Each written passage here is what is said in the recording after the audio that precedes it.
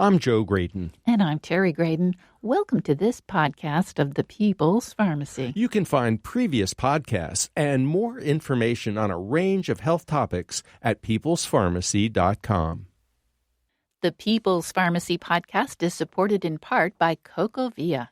CocoVia cocoflavanols support both cardiovascular health and cognitive function by promoting healthy blood flow, transporting oxygen and nutrients to vital organs and muscles, including your heart and brain. CocoVia now comes in an even more concentrated formula with 450 milligrams of cocoflavanols, 5 times more than the leading dark chocolate bar and 15 times more than the leading cocoa powder.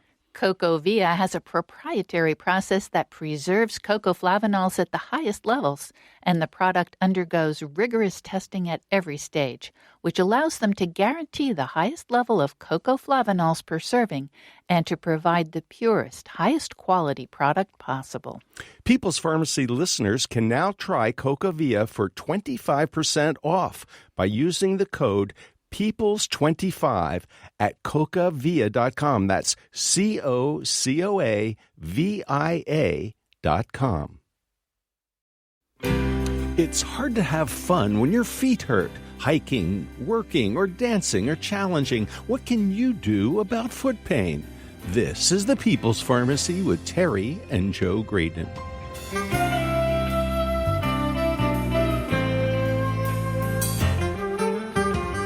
We usually take our feet for granted until we have problems. It's amazing how many things can go wrong with our feet. Blisters, bunions, corns, and calluses are just a few of the foot problems people experience. Then there are also heel spurs, plantar fasciitis, and athlete's foot. Some people experience hammer toes. What is that? And is there anything that can be done about it? What should you know about pedicures? Some people contract serious infections at the nail salon. Coming up on the People's Pharmacy, your calls and questions about foot problems.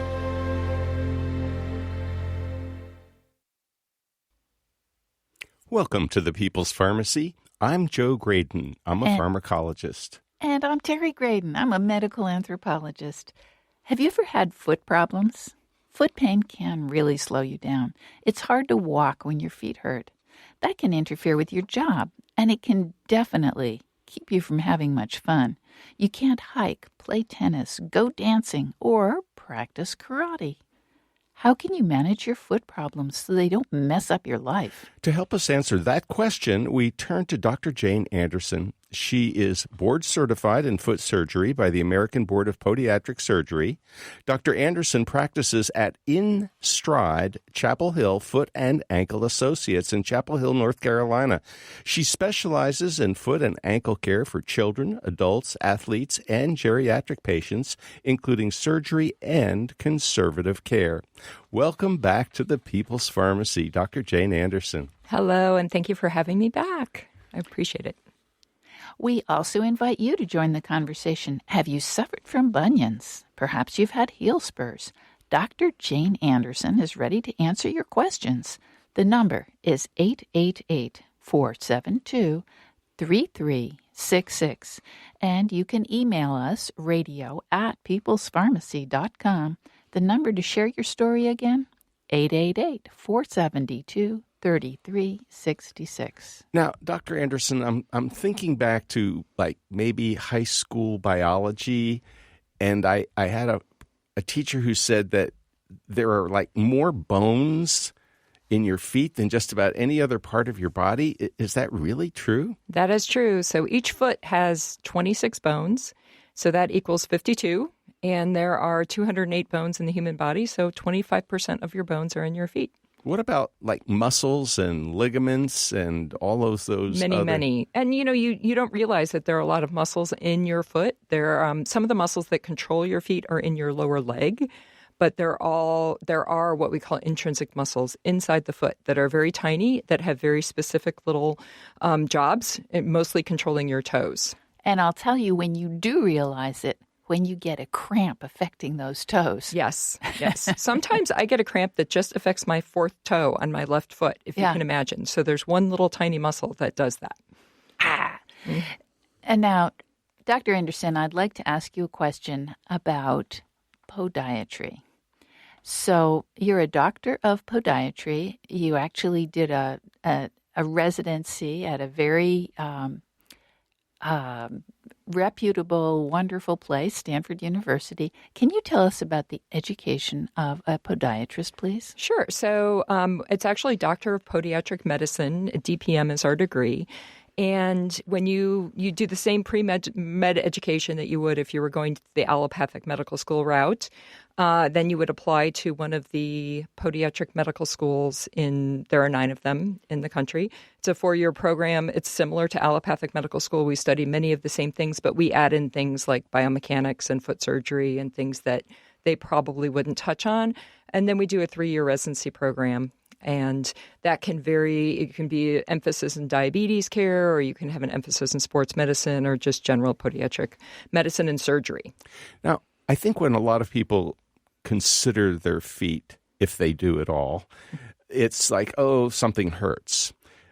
The idea of going to a podiatrist to find out about the rest of your body seems a little counterintuitive. And yet, if you were to ask, for example, an ophthalmologist, they say, well, hey, the eyes, they're the window to the soul. And not only that, we can see stuff going on in the brain back there at the retinal level. And if you talk to an oral surgeon or a dentist, they'll say, oh, yeah, we see things. We can pick up on general health problems by looking for the ophthalmologist in the eye or for the dentist or oral surgeon in the mouth. Does the same thing happen with podiatric medicine? Absolutely. So we pick up on a lot of different things. I think most commonly maybe diabetes. People come in with numbness and tingling in their feet. Vascular disease, if their pulses aren't very good. Sometimes certain types of arthritis. What do you mean by pulses? Oh, so, you have a pulse in your wrist. You have 2 pulses in your feet and in each foot. And those are kind of a little window as to what your cardiovascular system is doing. If you don't have a strong pulse, that means you're not getting enough blood down to your feet, which means your ability to heal something is diminished. But it also could indicate other things. There was a study that we had talked about before about AFib. So they talked about people who were evaluating foot pulses that they could feel some irregularities and perhaps pick up on things that may need to be worked up with AFib. I practice in a community which is a very healthy community and goes to their doctor pretty frequently. So that's not usually what I'm picking up on, but there are several things. Arthritis, rheumatoid arthritis, psoriatic arthritis, psoriasis, gout, any number of things. I had a patient in recently who she was having a radiating pain to her foot, and it was really annoying, and it just didn't fit any pattern of any anatomical thing with the foot. And I said, you need to get your lower back checked out. And as it turns out, she had a cyst that was pressing on a nerve in her lower back. Okay. And gout makes a lot of sense to me because what we frequently hear from people is the big toe is the first joint to announce a bad gout attack. So I imagine that you do see that from time to time. We do see quite a bit of it. And when you see a patient with a red hot swollen big toe joint, which is usually the first sign of gout, you have to make sure there's not something else going on, like an infection. But there are certainly a lot of medications that we use for that. Sometimes we'll use a cortisone injection if we know they have gout and we want to calm it down. Interesting thing, gout has kind of evolved, and there's a lot of research that's kind of coming to the forefront about high fructose corn syrup and how the increase in that in our diet has led to kind of an increase in gout in the general population. So it's kind of interesting. I asked a gout specialist several months ago why the big toe. It was not exactly the best answer I've ever received. And I was like, really? I mean, the big toe gets more circulation than the little toe? I mean, yeah. Well, actually, it's really that it's the coldest part of your body, if you think about the blood getting from your heart. So gout is a crystalline disease. There's crystals floating around in your bloodstream, and they're going to crystallize out. This uric acid is in your bloodstream, and it's going to crystallize out. It chooses the coldest part of your body. So your first metatarsal phalangeal joint, which is your big toe joint, is the furthest thing from your heart as opposed to your elbow or your knee or your hip or something. So that's why it typically shows up in the big toe. So Although I would imagine the fifth metatarsal might also be just as chilly. Yeah, except that fifth metatarsal phalangeal joint is not as significant as a joint or as well. Doesn't carry as much weight. Right, exactly. Okay. Yeah. So the answer was probably right. I would agree. Okay. Now, there are some what I would call occupational hazards to being a podiatrist. People take off their shoes and their socks, and sometimes, whoo-wee, smelly feet. I guess you have to keep a straight face when that happens. Why do some people have such smelly feet, and what can they do about them? Well, there are a lot of reasons, and if you certainly have a foot odor problem, you could ask the advice of your podiatrist. There are... some people are just more prone to that. If your feet are particularly sweaty, if you have a fungal infection, if you don't practice good foot hygiene, that's another thing. Most people who come to see me are pretty conscious about that. They're going to clean their feet before they come and make sure. But there's some things to watch out for. If you have particularly sweaty feet, if you think you might have a fungal infection, you should see your podiatrist because sometimes controlling those things can actually improve your quality of life. How about tea soaks? So one of the holistic things I recommend for sweaty feet is brew some, regular old English black tea, let it cool, soak for 30 minutes once a day for probably about 10 days, and then you can decrease to maybe 2 or 3 times a week. And the tea, the tannic acids, dry out the sweat glands, and it works kind of nicely for some people. Well, we're going to the phones to take a call. Marcy in Columbia, South Carolina. Welcome to the People's Pharmacy. Tell us your story, please. Yes, I'm so grateful because it started just yesterday, and it's scary to me. I have 14 steps going up to my bedroom, and what I'm finding is the left foot, ankle around under my ankle bones. In fact, I'm grasping it with my right hand. It's very painful going down the stairs, not coming up and not on a flat surface. But I sprained that ankle about 4 or 5 years ago, but it hasn't been a problem since. Marcy, is it on the inside of your ankle or on the outside of your ankle? Well, it's actually, I'd have to start walking down the stairs to tell you accurately, but it's under that part of my foot, and it makes me. I feel like I have to wince. So it sounds, there's a lot of structures on either side of the ankle that could be contributing to your discomfort. It sounds a little bit like maybe a tendon problem, tendinitis, or something along those lines. If what I would recommend is just kind of take it easy, ice it, elevate it, and if it's still painful next week, call your podiatrist. You can find a podiatrist at apma.org. That's our national organization has a nice Find a Podiatrist tool on there, and you should have it checked out. If it's red or hot or swollen or anything along those lines, then you definitely want to get that checked out sooner than later. You are listening to Dr. Jane Anderson. She's board certified in foot surgery by the American Board of Podiatric Surgery. Dr. Anderson practices at InStride Chapel Hill Foot and Ankle Associates in Chapel Hill, North Carolina, and you can ask her a question at 888-472-3366. After the break, we'll take more of your calls about foot problems. Have you suffered from bunions? And what about foot pain? How it really impacts your life? Have you ever had a pedicure? Are there unanticipated dangers you should be aware of? Give us a call. Share your thoughts and your stories about corns, calluses, nail fungus, and plantar fasciitis. That number again, 888-472-3366. If our lines are full, you can email us, radio@peoplespharmacy.com.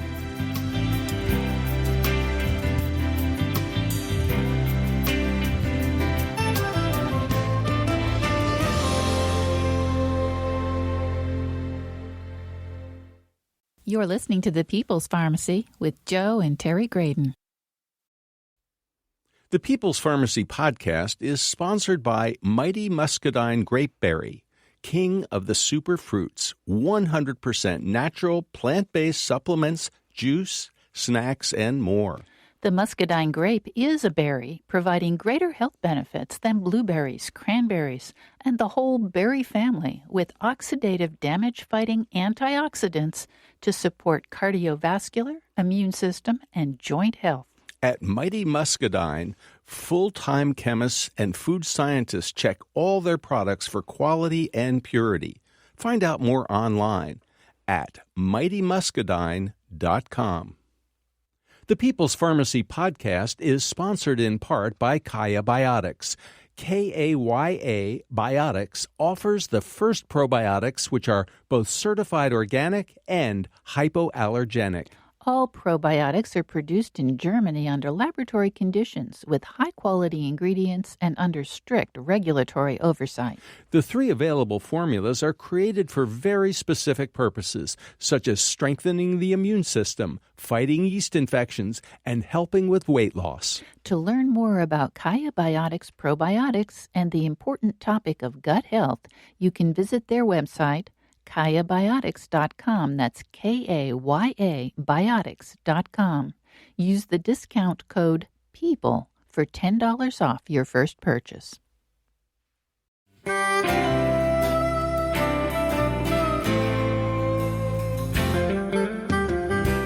Welcome back to the People's Pharmacy. I'm Joe Graydon. And I'm Terry Graydon. The People's Pharmacy is brought to you in part by Verizana, an analytical laboratory providing home health tests for hormones, gut health, and the microbiome. Online at verisana.com. And by Cocavia, maker of high-potency cocoa flavanol supplements that support cognitive and cardiovascular health. More information at Cocavia, that's COCOAVIA.com.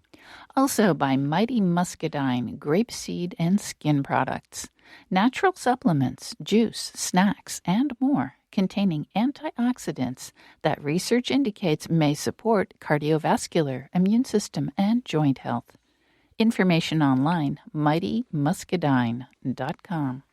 Today we're talking about foot problems with podiatrist Dr. Jane Anderson. She is board certified in foot surgery by the American Board of Podiatric Surgery. Dr. Anderson practices at InStride, Chapel Hill Foot and Ankle Associates in Chapel Hill, North Carolina. She specializes in foot and ankle care for children, adults, athletes, and geriatric patients, including surgery and, what I like best, conservative care. Dr. Anderson, we have an email from Philip who says, what could cause muscles in my feet and calves to cramp at 4 o'clock in the morning, waking me up in unrelenting pain? And what can he do about it? You know, it's funny that this year, and I think it's because of the heat, I have had more patients complain of cramping in their feet and legs than I've ever had before. So certainly I tell people to increase your fluid intake, to increase your water, not right before you go to bed, obviously, but it's earlier. That's the first step. The second step is to do some stretching exercises before they go to bed.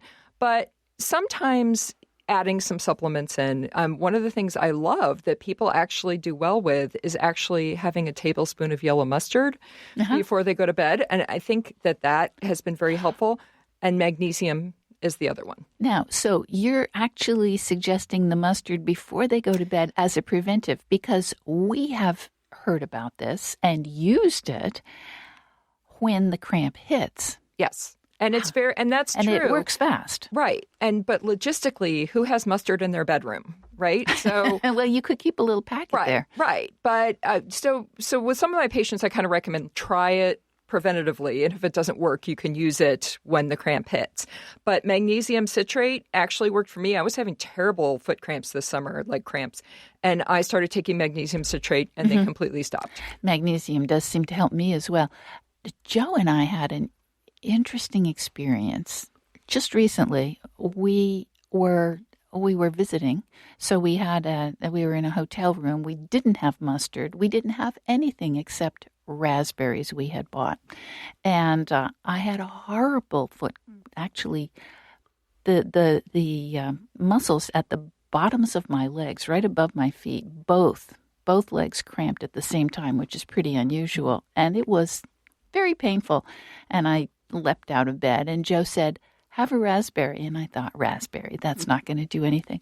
It worked, which was quite a surprise. Well, we think there's an actual mechanism. The TRP channels in the mouth, throat, and in the upper stomach may respond to interesting flavors, like mustard, like quinine, and now maybe even like raspberries. Terry, I've got an email that I need to share because this is a problem that I suffer with. KJ asks, I am extremely flat-footed. Can there be some exercises to strengthen the arch? Now, I am equally super flat-footed, just like KJ. And I'm wondering, is there anything anybody can do when they're that flat? Generally, you can do some exercises of your feet to kind of improve your musculature. Generally, if it depends on where you are in the stage of flat feet. If you have had flat feet your entire life and you're 60 years old, you're probably not going to change the structure of your foot with exercise. So in those people, oftentimes we will have them, wear good shoes and consider orthotics, which are inserts that go inside their shoes.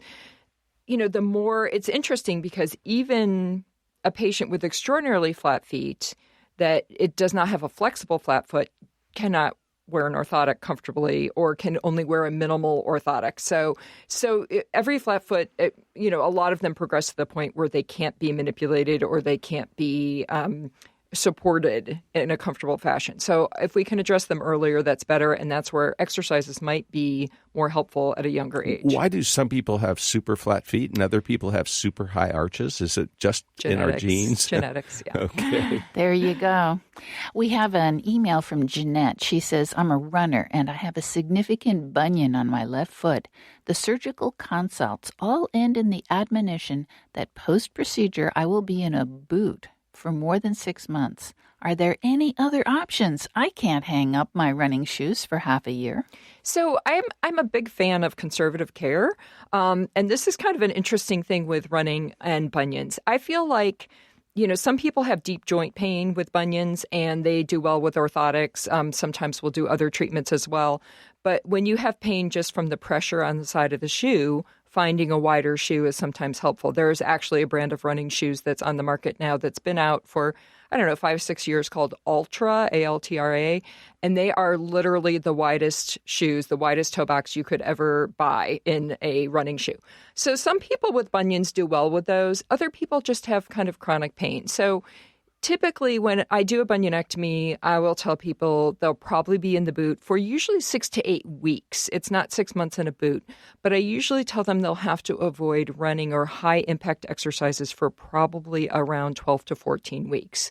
So during that time, it depends on what kind of bunionectomy you have, because there are many, many types.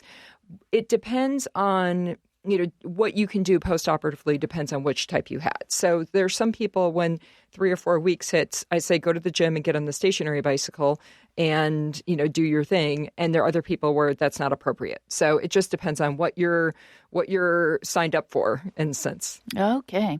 Now we've got another question about bunions and surgery. And so we go to Fran in Rocky Mount, North Carolina to find out about that.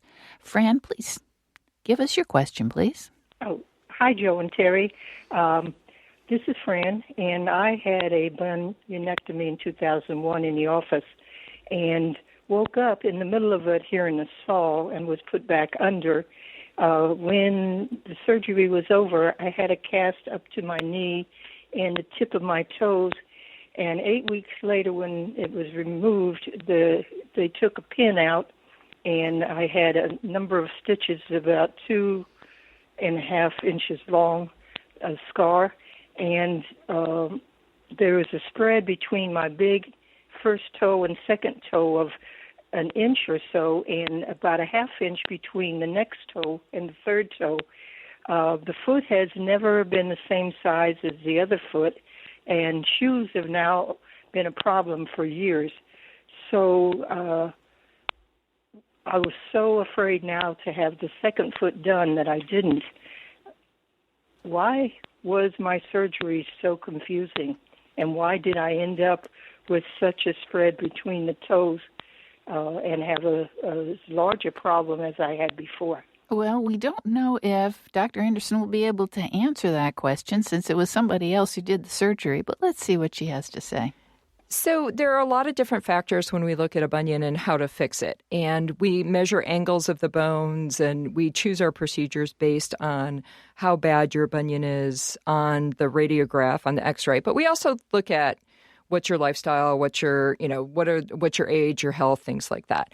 And when you're fixing a bone, oftentimes it involves fixing a bunion involves cutting a bone and putting in screws or pins or something along those lines. And sometimes when you move that bone over a little too much, your big toe can go off to the other side. So you get the reverse of a bunion. And we call that a hallux varus. And it's a very delicate balance because once you move that metatarsal over to get rid of the bunion, you want it to function in the right position and you want it to move the joint to move freely. And sometimes if you move it just a little too much, then the big toe can go the opposite way. So it is a little intimidating sometimes when that happens. It doesn't happen very often, but sometimes it does. And some people don't have any problems with it, and other people need to have follow-up surgery. So, it's something, I understand your concerns, but it may not happen again if you have your other one fixed. And we go to Joan in Branson, Missouri. Welcome to the People's Pharmacy, Joan. Well, thank you, and thank you for taking my call. I have a serious issue with my feet. My toes are froze all the time. I can't sleep without a heating pad, and then my feet are numb. When I first get up in the morning, I have a hard time acclimating instead of walking, and a serious neuropathy, I think, and may not be out of Dr. Jane's category, but surely she's seen it before. How can your feet be numb and your toes be froze? So numbness in the feet is called neuropathy, and there are multiple reasons for neuropathy, and that's one of the things that you have to make sure. Like when someone comes to me and they have numb feet, and I diagnose neuropathy, we have to know why you have neuropathy. And there are many, many reasons. The most common reasons are diabetes and alcohol. So you have to make sure that, are you seeing your doctor on a regular basis? Have you been screened for diabetes at your regular checkups to make sure that that's not a factor? But there are multiple other reasons, and I think the next most common cause is what we call idiopathic neuropathy. Which means we don't know. We don't know. Doctors are idiots. That's how I always say. And that is something that is hard to control. But there are other things like vitamin deficiencies and things. So you want to make sure that you are controlling anything that you can control, but you may not be able to control those symptoms. Sometimes people will have symptoms because they're having a problem with their lower back. And it can be pressing on the nerves, so you want to make sure that that's not an issue as well. Sometimes medications can cause neuropathy or nerve pain or numbness and tingling. And so it's important to ask your doctor and your podiatrist, could my statin, for example, that I'm taking for my cholesterol cause neuropathy? Could it be some other medication? That may not mean you can stop the drug, but at least it might identify the problem. Exactly. We go to Julie in Sarasota, Florida. Welcome to the People's Pharmacy, Julie. Hi there.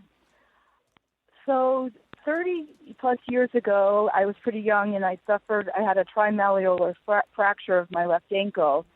And now, fast forward, I've been pretty active, and now I've been getting a lot of cortisone injections, and I'm looking to get either an ankle fusion or an ankle replacement. I like the idea of an ankle replacement, but they seem to say that I'm too young for that because the fusion is much more common surgery. And so I was curious to find out, because you like the conservative approach, what you think, like how often is too often for the cortisone injections, and what your opinion is between the ankle fusion and the ankle replacement surgery. How old are you? I'm 52. 52. Okay. So conservatively, most people kind of use the rule of thumb for cortisone maybe once every 6 months or so. And then you start thinking about what are the other conservative options. Certainly you want to do some supplements. You can use turmeric or glucosamine chondroitin, things like that. Those are very safe, but may have minimal impact. There are homeopathic anti-inflammatories like Zeal and Tramiel. There are, regular anti-inflammatories. So my criteria for sending, and I don't do ankle replacements, I'll be honest, a lot of podiatrists do, but that's not in my repertoire. They have, it is really a end stage procedure, either fusion or the ankle replacement. And it is one of those things that you can put it off as long as you want, if that's what you need, as long as it's not affecting your ability to maintain your health with exercise or to maintain your health, or to, you're not causing pain by the way you're walking and other joints. It is something that is a big commitment. So an ankle fusion that's it. You're fused, you're done. You won't have any more.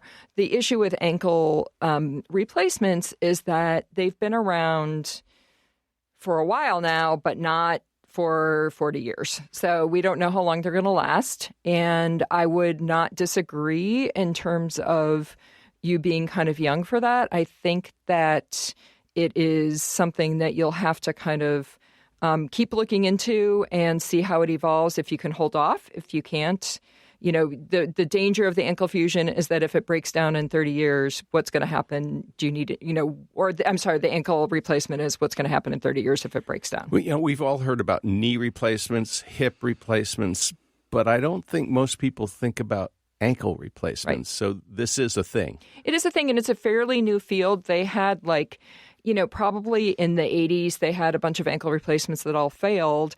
And then in the last 10, 15 years, they've had a whole new crop of them that are much more successful. Now, to turn to a different type of surgery, we have an email from Gabriella who says, can you tell me about corn removal surgery? I've got a corn on my pinky toe. Will it come back if I have it removed? What is a corn? And what is a corn? So this is a very interesting question. So a corn is a thickening of the outer layer of the skin. So people come into my office all the time and they're confused and they point to a corn or a callus and they say, I have a bunion. A bunion is a bony deformity. A corn is a skin reaction. It's a reaction to friction that happens over part of a bony prominence. So if your fifth toe is curved and it rubs against the side of your shoe, you might get a corn, or you might get a corn in between the fourth and fifth toes. And typically what happens is we take an x-ray, we identify why you're getting the corn, what piece of bone is out of whack, and often we remove a little piece of bone. And generally it's a very successful surgery. It's also a fairly easy surgery to recover from. Excellent. We have a question from Rick in Plano, Texas. He says, I have numbness at the tip of my toes. Is that neuropathy? It could be very early neuropathy. So neuropathy, the distribution for neuropathy, we call it a stocking glove distribution. What that means is imagine putting a stocking on your foot and it starts at the tips of the toes and you pull it up. So if you're getting early signs of neuropathy, it's most likely or on the tips of the toes. And yes, he should be seen for that just to see if there's anything that could be controlled. Okay. Nail fungus. It's a constant source of, how shall we say it, controversy because the dermatologists say, oh, those home remedies, they're so worthless. Why do you keep telling people to soak their feet in Listerine and white vinegar? That's crazy. We've got drugs that work. What's your thought about nail fungus? What causes it? Why do some people get it and other people don't? Certainly there are some people that are genetically prone to nail fungus. It is, you are just the person that's going to contract that. It usually comes from the athlete's foot infection on the bottom of your foot, gets in your nails. So if you see anything on the bottom of the foot, scaling, blistering, anything along those lines, or you have itching, treat that problem right away before it gets in your nails. First, prevention is great. Once it gets in your nails, there are a lot of treatments. And the interesting thing, there are some homeopathic things my patients use, and sometimes they have success. However, no one's going to study vinegar and Listerine versus oral Lamisil. No one's going to pay for that study. So we don't know exactly what the success is of those things.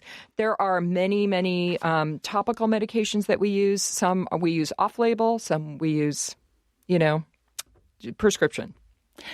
You're listening to Dr. Jane Anderson. She's board certified in foot surgery by the American Board of Podiatric Surgery. Dr. Anderson practices at InStride Chapel Hill Foot and Ankle Associates in Chapel Hill, North Carolina. When we come back after the break, we'll find out how to pick the right athletic shoe for you. What about street shoes? Is it possible to find shoes that are comfortable and good looking? The number is 888-472-3366. If you'd like to join the conversation, email us, radio@peoplespharmacy.com.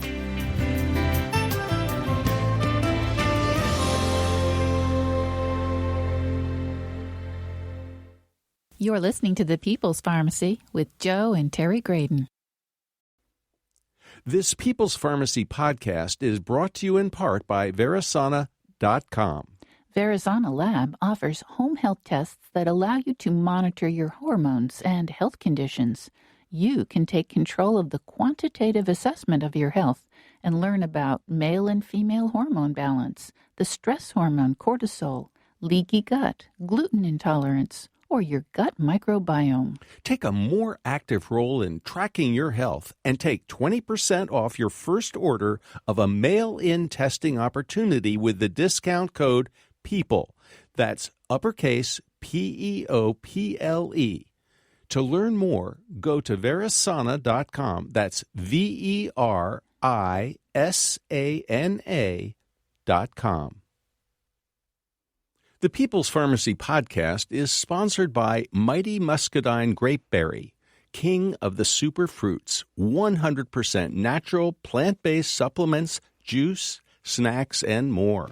The muscadine grape is a berry, providing greater health benefits than blueberries, cranberries, and the whole berry family, with oxidative damage-fighting antioxidants to support cardiovascular, immune system, and joint health.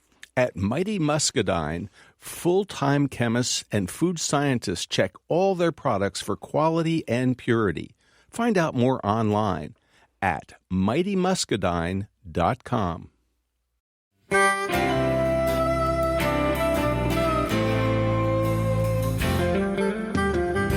Welcome back to the People's Pharmacy. I'm Joe Graydon. And I'm Terry Graydon. The People's Pharmacy is brought to you in part by Cocoa Via, offering plant-based nutrients in the form of cocoflavanols for brain and heart health. Online at cocovia.com. And by Kaya Biotics, probiotic products made in Germany from certified organic ingredients.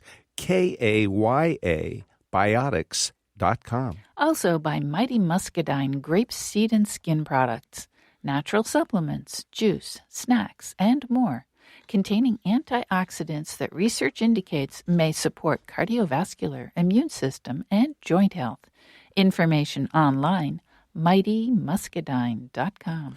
Our topic today is how to manage your foot problems. Our guest, Dr. Jane Anderson, a board-certified podiatrist. She does all kinds of foot surgery, and she also practices at InStride Chapel Hill Foot and Ankle Associates in Chapel Hill, North Carolina. She specializes in foot and ankle care for children, adults, athletes, and geriatric patients, including surgery, but also conservative care. And we've heard about some home remedies. So do you have any home remedies that you think would work for nail fungus? Have any people had any success whatsoever with those foot soaks? I think that every one that someone has mentioned to me, some people have had partial success with, but it's not consistent by any means. So it's just on a very limited basis. So give it a shot. If it works, great. If it doesn't, you can move on. Yes. We have an email question for you, Dr. Anderson. This one is from Kathy in Wisconsin. She says, I'm a 69-year-old woman with rheumatoid arthritis. The RA has affected my feet. I have bunions on the outside of my foot by my little toes. I get stress fractures in my metatarsal bones, occasionally suffer with plantar fasciitis, and I pronate my feet when walking. My feet are constantly in pain. I have difficulty finding comfortable shoes I can walk in.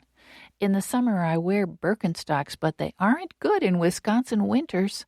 I walk my dogs daily, and I need a comfortable, supportive shoe. Do you have any suggestions? So there's we talked about the ultras before, are pretty wide. So oftentimes patients with rheumatoid arthritis will have a very wide forefoot because they have all these deformities that stem from that part of the foot. So a very wide athletic shoe like an ultra might be good. Spell that again. Altra. The other thing that might be helpful, there's a brand of shoes that I've kind of started wearing more recently called Aetrex, which is spelled Aetrex. And some of their shoes have a very wide toe box. Not all of them, but some of them do. They often have some support and they have memory foam lining. So they're very comfortable. Oh, comfortable's good. Yes. Well, when you talk about wide toe box, I think you're talking about, the shape of the foot. Correct. And so there are a lot of people like me with my flat feet that have a very wide foot. I mean, the toes, it's not pointy. Right. And I'm wondering, do any people have pointy feet? Most people don't. There's some people that have a little bit more of that tendency in the shape. But, what I usually tell people is that nothing should touch your toes. When you are standing in your shoes, when you're trying shoes on, nothing should be touching your toes. You should have a little bit of space. You should buy your shoes at the end of the day when your feet are the most swollen. And if you have any, when people come in and, they'll have problems with maybe their fifth toes or something along those lines because a shoe is pressing on it, I encourage them to look at the last of the shoe, which is the shape of the shoe. So there are some shoes that are much more curved and they put more pressure on the outside of the foot if you have a very straight, square foot, or a straight last shoe. The other thing I tell people is stand on a piece of paper, trace your foot. Take that piece of paper to the shoe store, and if you put that shoe on top of the tracing and you can see your toes on the outside, it is not the shoe for you. Do not buy that shoe. Well, it's not. That sounds smart. We think about women wearing, 4-inch spiky heels and a very pointy toe area. But it's not just women, it's men. When we were in Europe this summer, a lot of young men were wearing these really long shoes that were pretty pointy at the end. And I was thinking, wow, how does that work exactly? Because there's got to be about 2 inches of no toe. It really depends on the shape of the foot and the size of the shoe. So if you're trying to cram your foot in there and your fifth toe is being pushed over and your toes are being pushed together, then that's not appropriate. If you're wearing it so that it's a little bit longer and you've got enough room across the ball of your foot, then you're probably okay.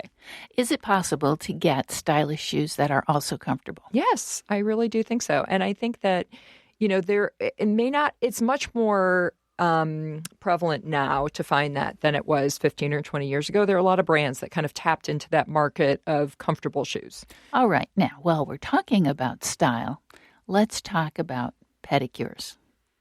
Because a lot of women want to, I don't think so many men, but a lot of women want to have their toenails nicely polished and they go to the salon to have it done. Are there any dangers in nail salons, foot salons that we should know about? So there can be, and some of them are very concerning. So, the worst case scenario is when you develop a skin infection from the Whirlpool tub. So the Whirlpool tub has a filter in it. Even if they clean the tub in between each client, they're not cleaning the filter. And there have been cases where people have developed skin infections on their legs from mycobacterium and required skin grafts. So it is a pretty serious problem. So what I tell people for that thing is when you go to the salon, ask for a basin of water to soak in. No Whirlpool, nothing bubbly. Even if they put a liner in the Whirlpool, they're still not treating the filter. So that's the first thing. The second thing is, are you going to contract a fungus from the instrumentation? So bringing your own instruments is a great way to kind of keep that under control. And back to the first problem, don't shave your legs for 24 hours before you go because those microscopic nicks in your skin are a portal for bacteria to get in. I've got a question about the instruments because when you trim your toenails, you use a nail clipper, and that nail clipper goes from toe to toe to toe. So if you've got fungus in your big toe, are you spreading it to the other toes by using that same nail clipper? You could. It's probably fairly unlikely, but it's, there are a lot of factors that come together with fungus. One of them is pressure on the toenails. So usually we'll see fungus pop up in the first or second toes first because they're getting dinged in your shoes. So any nail that gets traumatized is more susceptible. That being said, I usually tell people, like, trim your regular nails first and then your fungal nail, and then put your nail clipper in alcohol and only you use it. So it's kind of nice to take that precaution. It may or may not be necessary. While we're talking about toenails, we've got a question from Roger in Blacksburg, Virginia. Welcome to the People's Pharmacy, Roger. Hello, Joe and Terry. Hi, Roger. I have a question. Concerning ingrown toenails. I have problems with ingrown toenails on both of my big toes, and the nails on those toes have become thick and tough. Question number one is there a good way to deal with ingrown toenails? And second, is there a way to get those nails to be thinner and more flexible? So the first question, ingrown toenails, there's a great little procedure we do in the office. It's very simple. We numb up your toe. We take out a little sliver of nail on either side, and sometimes we do it permanently. We kill the root so that little sliver doesn't grow back anymore. That's called a matrixectomy. It is highly successful, and it's a great procedure. When you have a thick nail, sometimes the thickness contributes to the shape. So it would behoove you to kind of maybe get a clipping of the nail taken and sent to see if there is a fungus in there, because you can do a test for that, and possibly treat the fungus as well. So a lot of people come in with this scenario, and usually it's a balancing act with, okay, should we treat the fungus first or should we treat the ingrown toenail? It depends on how much of a problem you have with each one. And especially if there's any redness or swelling along the nail fold, you should have that treated right away. Thank you for the call, Roger. You're listening to Dr. Jane Anderson. She's answering your questions about foot problems, whether it's heel spurs, gout, flat feet, whatever. Give us a call. 888-472-3366 is the number. You can email us at radio@peoplespharmacy.com. That number again, 888-472-3366. I have one question about orthotics. They can be unbelievably expensive. They're tailored, customized to your feet. Can you get by with off-the-shelf orthotics? It depends on the pathology, why you need them. Usually I will start my patients off with something good over-the-counter. And there are good over-the-counters and there are bad over-the-counters. Some brand names, please? Yes, well, the ones I usually like to recommend are Superfeet or Sol. It depends on the reason they're getting them. And how is Sol spelled? S-O-L-E. Okay, just wanted to make sure. Yeah, I think that the reason most people I'm sending them for them in most cases is something like plantar fasciitis, which you need the support. You need a firm device. And so those two are firm orthotics that work well for a lot of people. I would say probably 60% of my patients get away with that. And then the other ones, we sometimes make custom orthotics. And there are other reasons to make custom orthotics that are, we can make special modifications for certain diseases and certain pathologies that really need something specific. And how much should they cost? It just depends on your doctor and how much they're billing. But usually it's in the neighborhood of $400 to $500 for a pair of orthotics. And you mentioned plantar fasciitis. What is it, and why do so many people complain about it? Inflammation of the plantar fascia, which is a band of tissue on the bottom of your foot, usually manifests as heel pain when you first stand up in the morning. Extraordinarily common. I think just about everyone has had it at some point or another. Sometimes it's arch pain. I see a lot of it. There are many reasons. I see a big uptick in plantar fasciitis at the end of the summer when people are wearing less supportive shoes. And I see, or walking barefoot. I see it with weight gain. I see it with shoes that are too old. So if your athletic shoes are more than a year old, think about replacing them. Okay, so barefoot. What about flip-flops? So flip-flops, there are good and bad flip-flops. Most flip-flops are not, historically flip-flops have not been great, but now over the last 10 to 15 years, we have wonderful brands of flip-flops out there. There's a brand called Vionic, V-I-O-N-I-C, like Bionic, but with a V. They were developed by an Australian podiatrist, and they have arch support. They're tremendous. They're wonderful. But other brands like Aetrex, they make flip-flops as well. And so Chacos are great, things like that. So there are Chacos? CHACO. Okay. So there are you don't want to buy. buy the real cheap flip-flops that are just a slab of plastic. Those are really good for the shower at the gym. Okay. That's the only time you have to wear them. And that will keep you from getting athlete's foot Or warts. Or warts. Or fun. Oh, yeah. so you can Yeah. catch all this stuff Yes. at the gym. Yes. Any environment like the locker room, the shower, things like that. So, and just back to flip-flops for a second, there are a lot of really good shoes on the market. There is the APMA, our national organization, actually has tested a bunch of shoes. So if you go to apma.org and look for their seal products, they have the seal of acceptance by the APMA. Great. It's a good litmus test to see if it's a good product.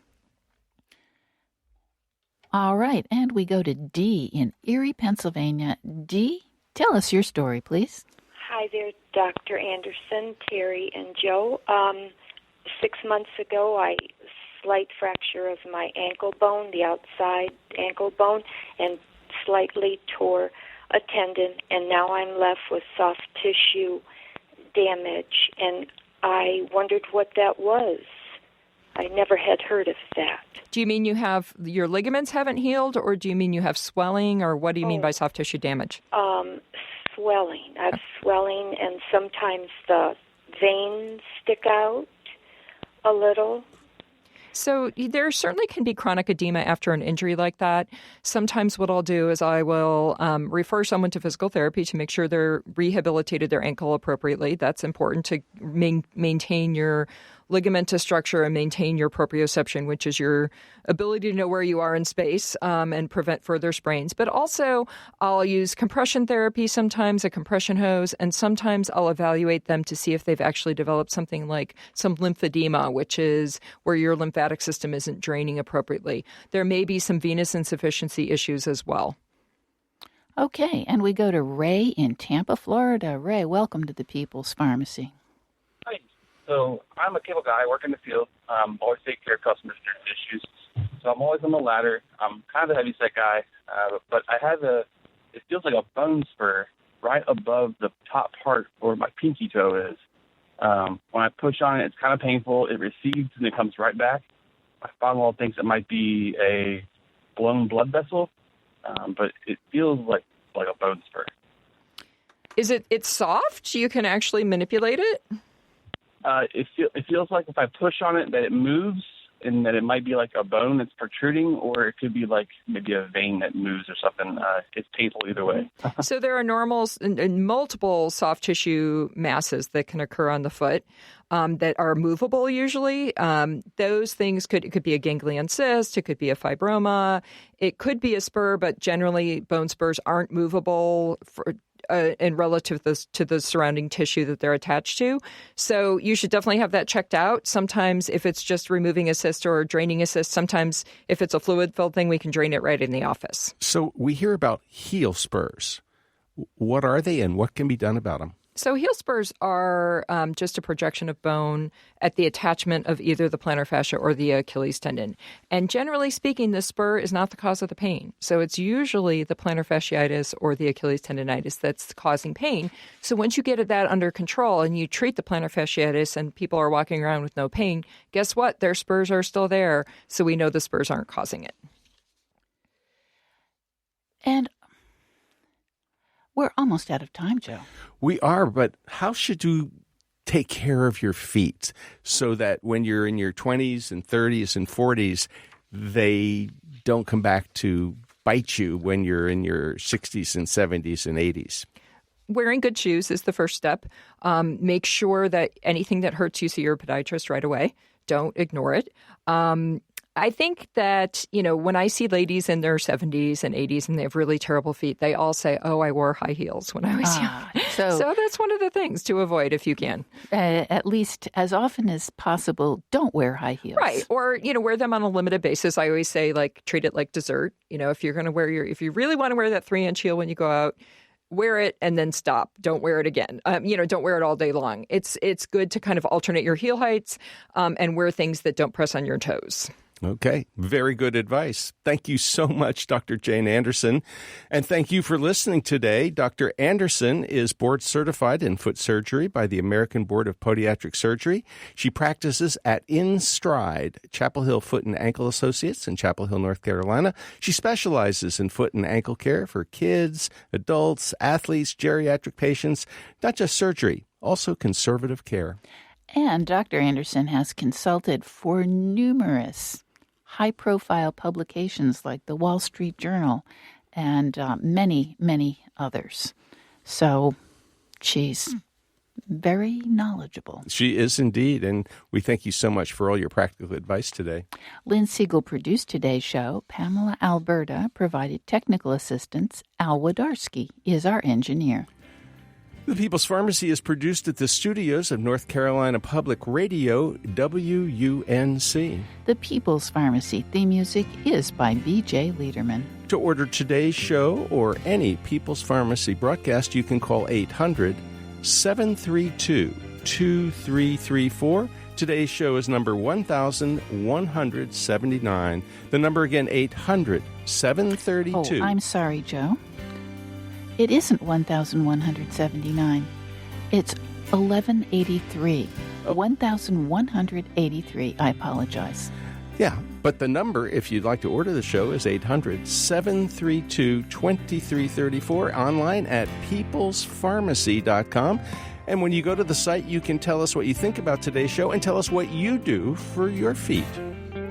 Yeah, we'd like to hear. And when you do that, you can also sign up for our free online newsletter or subscribe to the free podcast of the show.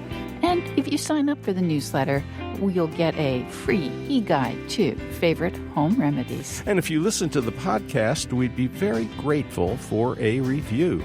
In Durham, North Carolina, I'm Joe Graydon. And I'm Terry Graydon. Thank you for listening. Please join us again next week. And treat your toes and feet with kindness.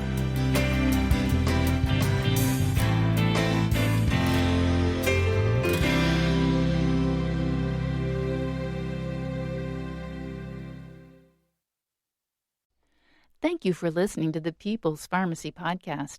It's an honor and a pleasure to bring you our award-winning program week in and week out.